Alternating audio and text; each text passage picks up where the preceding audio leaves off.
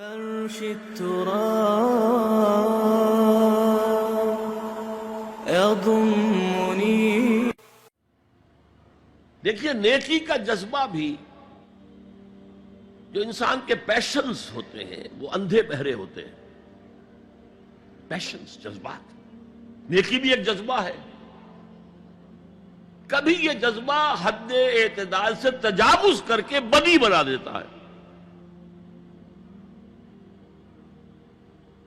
جیسے رہبانیت،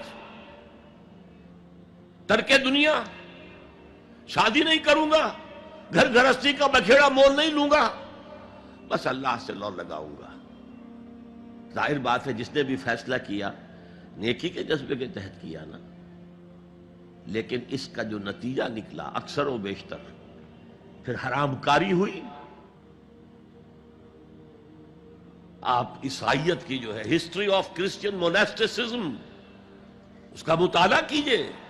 انہوں نے خود لکھا ہے کہ بظاہر راہب خانے ہیں، راہب اور راہبائیں رہتی ہیں، اور ان کے تہخانوں میں حرامی بچوں کے قبرستان ہو جاتے تھے. یہ نیکی کے جذبے نے بدی کو جنم دیا ہے. حضور کے ساتھ ایسا ہوا. 3 اشخاص آئے، انہوں نے حضور کی ازواج مطہرات سے معلوم کیا آپ رات کو کتنا وقت نماز میں لگاتے ہیں، آپ مہینے میں کتنے نفلی روزے رکھتے ہیں. اب جو کچھ انہیں بتایا گیا، حضور کی زندگی کھلی کتاب تھی، بتا دیا گیا اتنا عرصہ جو ہے آپ رات کو تہجد پڑھتے ہیں، بتا دیا گیا مہینے میں اتنے روزے رکھتے ہیں. انہوں نے اسے کم سمجھا، فتقالوہا، قلیل سمجھا کہ یہ تو زیادہ نہیں ہے. ہمارا تو خیال تھا کہ آپ ساری رات ہی کھڑے رہتے ہو.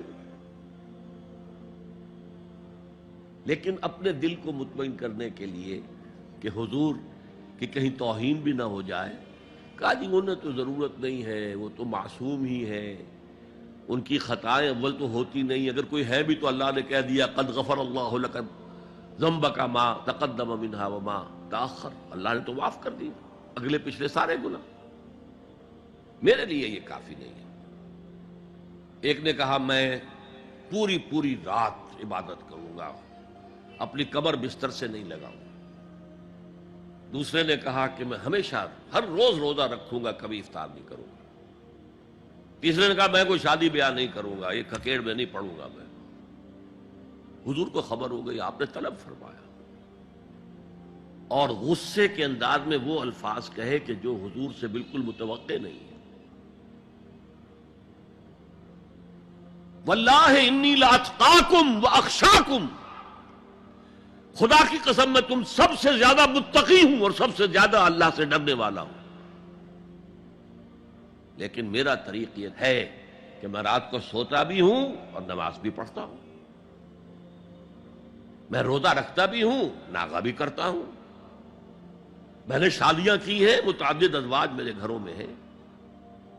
فمن رغب عن سنتی فلیس منی، جو بھی میری سنت سے ہٹا وہ مجھ میں سے نہیں ہے، میرا امت ہی نہیں ہے. تو نیکی کا جذبہ بھی حد اعتدال سے تجاوز کر کے بدی کو جنم دے سکتا ہے. ایک صحابی، نوجوان صحابہ میں سے عبداللہ ابن عمرو ابن العاص، عجیب یہ بات ہے کہ باپ جو ہے بہت بڑا سیاستدان، بہت بڑا جری سپہ سالار، بہت بڑا حکمران، حضرت عمرو بن العاص، بیٹا نہایت زاہد و عابد، مرتاس، زاہد مرتاس، ساری رات کھڑے ہیں، بستر سے کمر ہی نہیں لگائی، ہر روز روزے سے ہیں. یہ خبر دی گئی حضور کو تو آپ نے طلب فرمایا یا عبداللہ اولم اخبر انک تقوم اللیل وتصوم النہار، اے عبداللہ مجھے یہ خبر نہیں دی گئی ہے، یعنی یہ بات جو ہے صحیح ہے کہ نہیں کہ تم ساری رات عبادت کرتے ہو، ہر روز روزہ رکھتے ہو؟ کیا کہہ سکتے تھے؟ بلا یا رسول اللہ، حضور ایسا تو ہے. فرمایا لا تفعل، ہرگز ایسا مت کرو.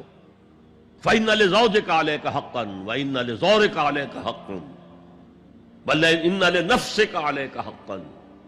تمہارے نفس کے بھی تم پر حقوق ہیں، تمہارے بیوی کے بھی تم پر حقوق ہیں. ان کی زوجہ سے کسی نے پوچھا تھا تم ہمیشہ میلی کچیلی رہتی ہو، کبھی ہم نے تمہیں کسی اچھے لباس میں کوئی جسے سنگھار کہہ دیتے کہ یہ میں نے دیکھا. تو ان کا کہ مجھے کیا غرض ہے، تمہارے بھائی کو تو مجھ سے کوئی غرض ہے ہی نہیں، میں کس کے لیے بناؤ سنگھار کروں. یہ بھی الفاظ آتے ہیں. فرمایا ہرگز مت کرو.